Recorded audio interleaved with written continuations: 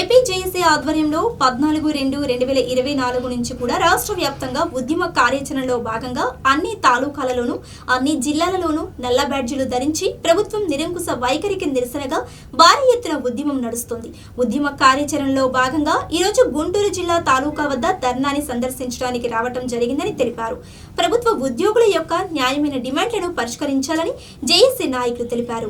AP JAC ఆధ్వర్యంలో 14/2/2024 నుంచి కూడా రాష్ట్ర వ్యాప్తంగా ఉద్యమ కార్యాచరణలో భాగంగా అన్ని తాలూకాల్లోనూ అన్ని జిల్లాల్లోనూ నల్ల బ్యాడ్జీలు ధరించి ప్రభుత్వం నిరంకుశ వైఖరికి నిరసనగా చాలా భారీ ఎత్తున ఉద్యమం నడుస్తూ ఉంది.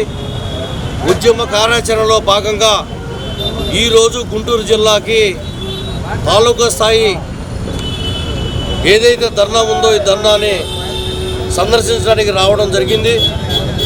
చాలా సంతోషం. ఇక్కడ ఉన్నటువంటి ఉద్యోగ ఉపాధ్యాయ కార్మిక పెన్షన్లందరూ కూడా చాలా పట్టుదలగా ఈ ప్రభుత్వం మా యొక్క న్యాయమైనటువంటి మా యొక్క జీపీఎఫ్లు కానీ ఏపీజీఎల్ఐలు కానీ అలాగనే మాకు రావలసినటువంటి మెడికల్ బిల్లులు కానీ ఏ విధమైనటువంటి బెనిఫిట్స్ ఇవ్వటం లేదు.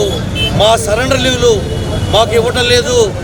గత్యంతరలేనటువంటి పరిస్థితిలో ఈ యొక్క ప్రభుత్వం మమ్మల్ని బాధారికి ఈడ్చినటువంటి పరిస్థితి కూడా ఈ ప్రభుత్వం అనేది.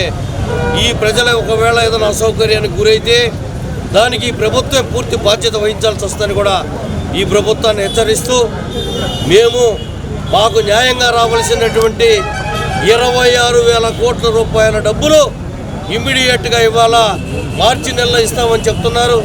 న్యాయంగా మాకు రావాల్సినటువంటి 30% ఇంటీరియం రిలీఫ్ 12వ PRCలో 30% ఇవ్వాలా. అదేవిధంగా జనవరి నెలలో ఇస్తామని చెప్పినటువంటి మా PRC రేట్స్ ఇవ్వాలా.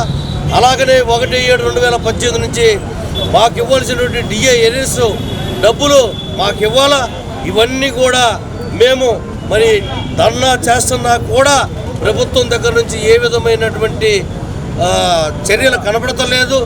దయచేసి రాష్ట్ర ముఖ్యమంత్రి గారు జోక్యం చేసుకొని వెంటనే ఈ యొక్క ప్రభుత్వ ఉద్యోగ ఉపాధ్యాయ కార్మిక పెన్షన్ల యొక్క న్యాయమైనటువంటి డిమాండ్ పరిష్కారం చేయాలని, లేకపోతే రేపు 27వ తారీఖున జరిగేటువంటి జిల్లా స్థాయి ఉద్యమంలో కానీ 27వ తారీఖు జరిగేటువంటి చెల్లో విజయవాడ ప్రోగ్రాం కానీ భారీ ఎత్తున గతంలో BRTS రోడ్లో జరిగినటువంటి ఉద్యమాన్ని తలదనేటువంటి విధంగా మేమంతా సమాయత్తం అవుతామని, ఉద్యమాన్ని ఎత్తున ముందుకు తీసుకెళ్తామని, సమ్మె చేసేదాన్ని కూడా వెనకాడమని ఈ ప్రభుత్వానికి తెలియజేస్తున్నాం, డిమాండ్ చేస్తున్నాం.